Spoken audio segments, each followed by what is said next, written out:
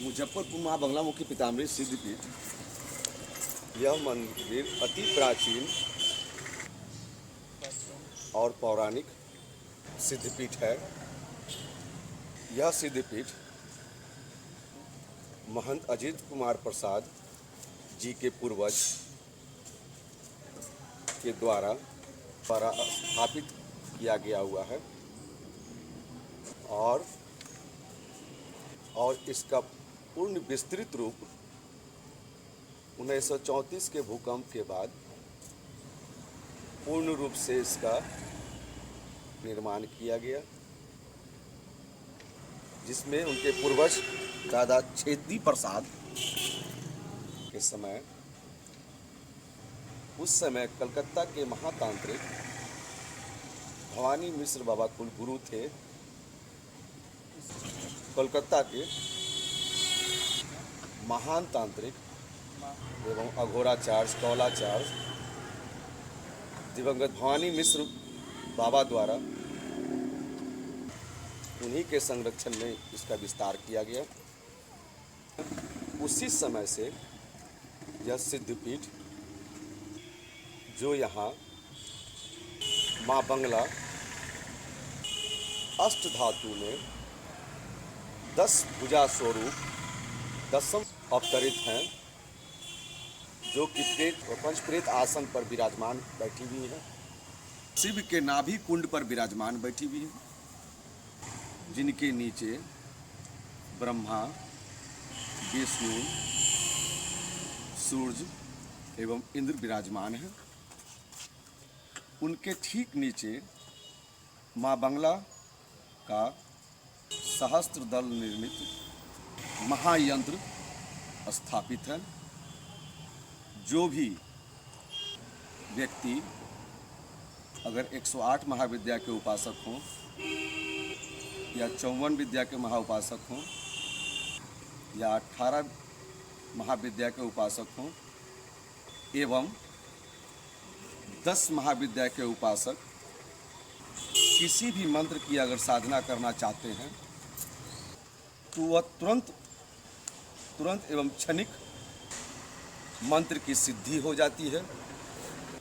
एवं इस महायंत्र पर किसी देवी देवताओं एवं शक्ति का अभिषेक करते हैं तो मनवांछित इच्छा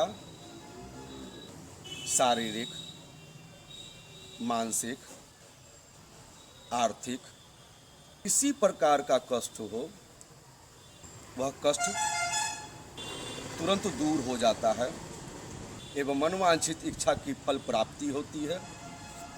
यहाँ दक्षिण मार्ग, वाम मार्ग एवं अघोर मार्ग से विशेष पूजा की जाती है, जिससे देशाकाल से लेकर भक्त यहाँ आकर पूजा अर्चना करते हैं।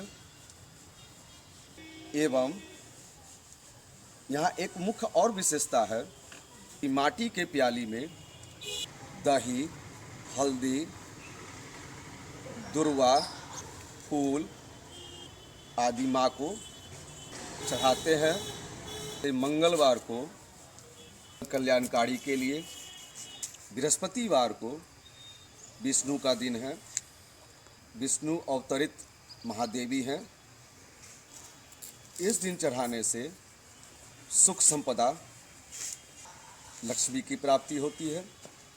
एवं शनिवार के दिन दही हल्दी चढ़ाने से शारीरिक, आर्थिक कष्ट दूर होते हैं एवं किसी भी व्यक्ति का ग्रह दोष लगा हो, ग्रह की स्थिति में दोष लगा हो तो चढ़ाने से वह ग्रह का दोष समाप्त हो जाता है। क्योंकि यह माँ बंगला जो अभ्रंश शब्द है, इनका मुख्य शब्द उच्चारण व लग्गा मुखी, व जिसका व्याकरणार्थ शब्द है, अर्थ है अंकुश मुद्रा, क्योंकि यह स्तंभनी महाशक्ति है, किसी भी दुष्टों पर विजय पाने की महाशक्ति है।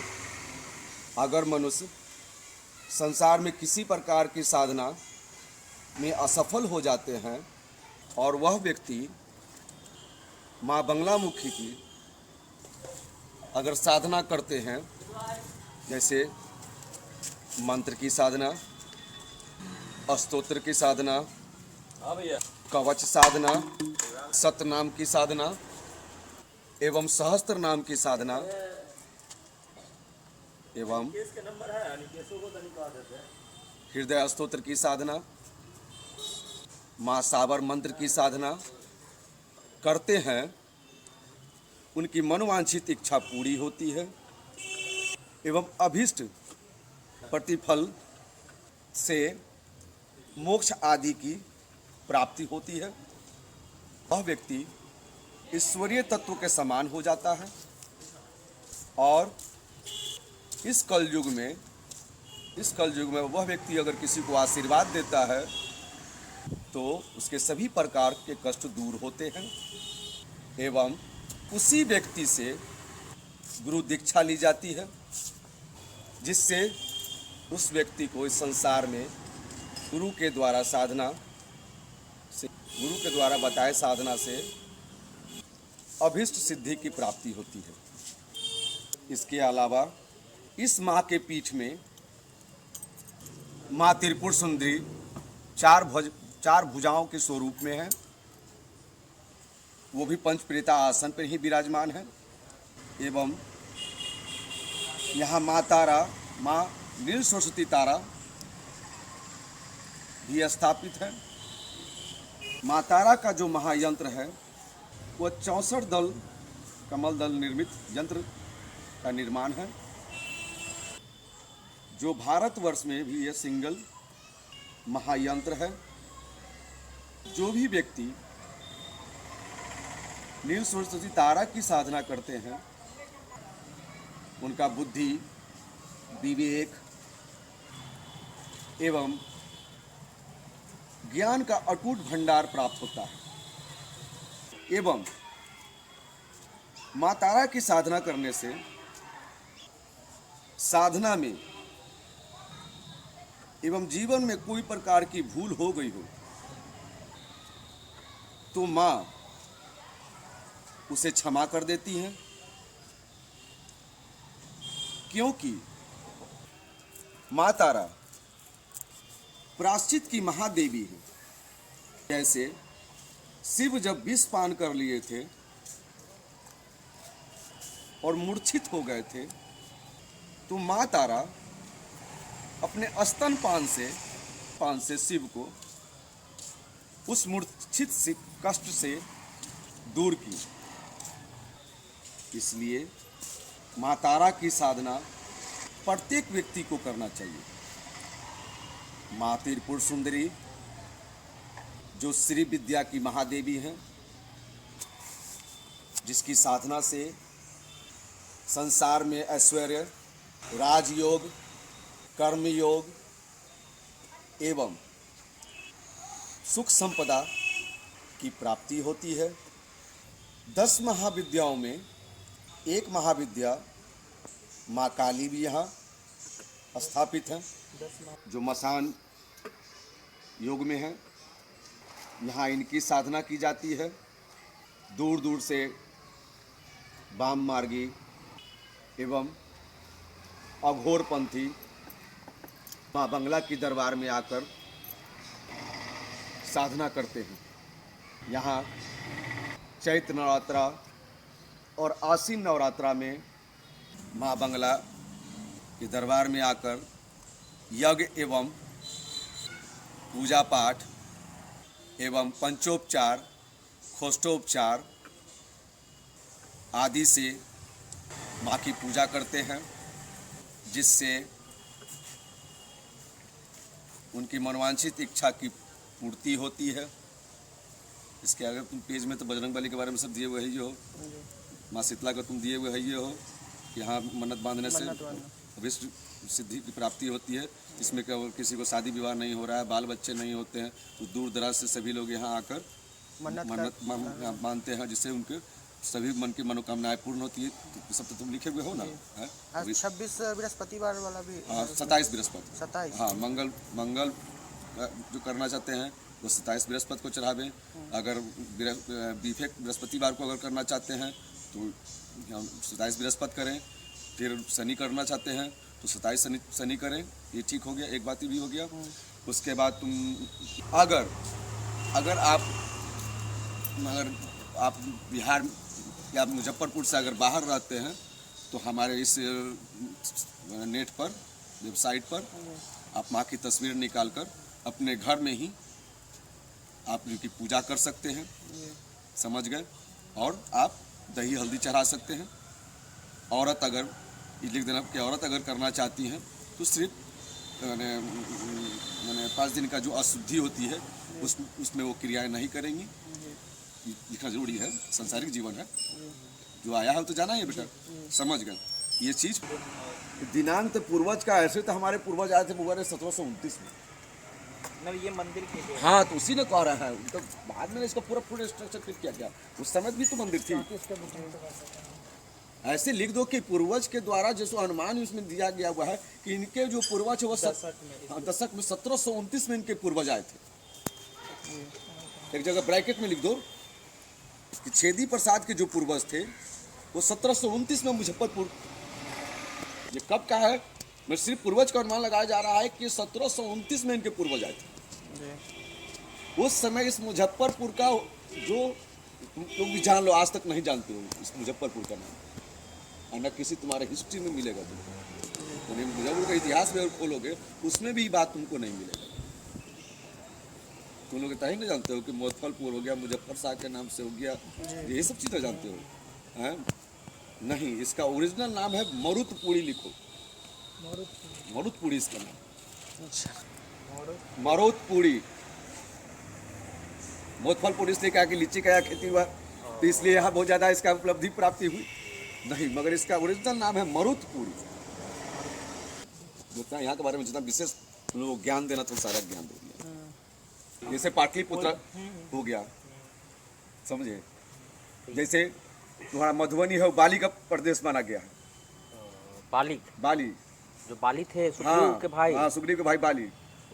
आज भी उनका धरोहर और अस्तित्व है मधुबनी में। हाँ, मधुबनी से मूरतपुर ये एकदम प्रमाणित है वहाँ का बारे में, शास्त्र प्रमाणित है मधुबनी के बारे में। वो बाली का क्षेत्र रहा है, बाली वहाँ वास करते थे। जैसे एक बहुत बड़ा रिसर्च हुआ है, एक हमारा शिष्य उस रिसर्च का पूरा हमको दिया, हम रखेंगे उसका भी, कि जैसे 4 हिंदू धर्म में भाग में बंटे, तो हिंदू, मुस्लिम, सिख, ईसाई। तो 4 जो भाग बता, तो एक ही भाग से 3 भाग निकला। ये पूरा शोध किया गया है, एकदम एक मंत्र 4 शोध किया गया हुआ है। अब इसको कोई माने या नहीं माने, उस रिसर्च में हुआ कि जब सृष्टि के निर्माण के बाद जब ऋषि मुनि आए, तो 12 ग्रह में सबसे बड़े उच्च बने बृहस्पति, मगर बृहस्पति से भी बहुत तेज तेजस्वी व्यक्ति थे वो शुक्राचार्य थे। मैंने सारे देवताओं ने भी इस बात को माना कि बृहस्पति से भी बहुत बड़े ज्ञानी वो शुक्राचार्य थे। मगर कुछ देवताओं का छल तो सब शुरू से आया है, धन शुरू से आया है, वेश्या शुरू से आई। इसमें कहीं नहीं कि आज के आपके शास्त्र निमित्त बात है। पत्नी शुरू से बनते आया,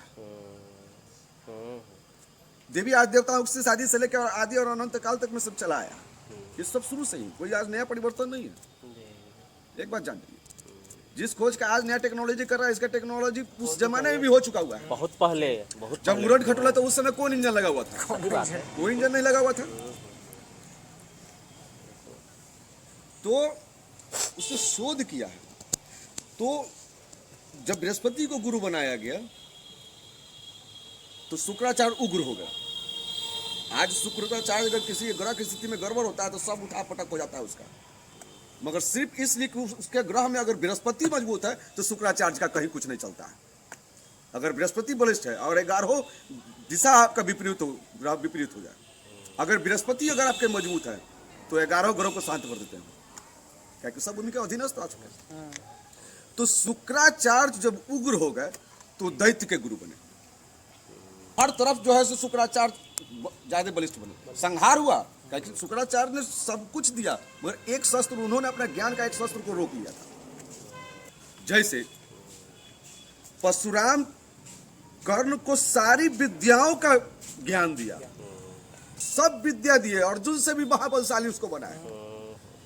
तो अंतिम समय आया तो सब कुछ जानते थे कि आगे क्या होना है, क्या कर रहा है, सब कुछ जानते थे परशुराम। और परशुराम मां बंगला मुखी के सबसे बड़े उपासक थे।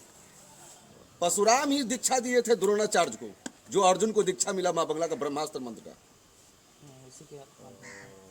अश्वत्थामा को दिए। और परशुराम कर्ण को भी दिए, मां बंगला की साधना कराए थे।